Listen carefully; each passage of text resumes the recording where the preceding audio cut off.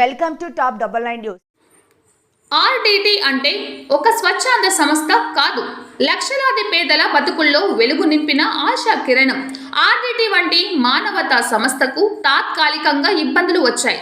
వాటిని శాశ్వతంగా పరిష్కరించి ఆర్డీటీ సేవలు నిరంతరాయంగా ప్రజలకు అందేలా చర్యలు తీసుకుంటాం అని విద్యా ఐటీ శాఖల మంత్రి నారా లోకేష్ భరోసా ఇచ్చారు.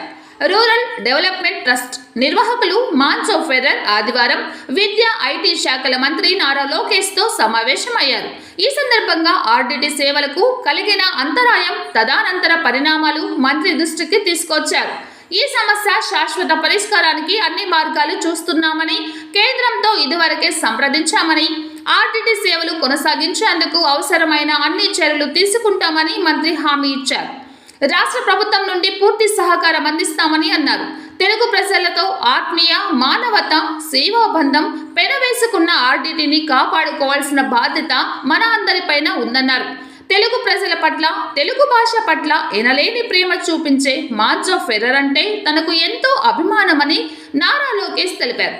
ప్రజలు ఎవరు ఆందోళన చెందాల్సిన పని లేదని, విద్య, వైద్య, ఉపాధి, ఆర్థిక రంగాల ద్వారా ప్రజలకు ఆర్డీటీ అందించిన అన్ని సేవలు యథాతంగా త్వరలోనే కొనసాగించేందుకు పూర్తి స్థాయిలో ప్రయత్నం చేస్తున్నామని మంత్రి లోకేష్ భరోసా ఇచ్చారు.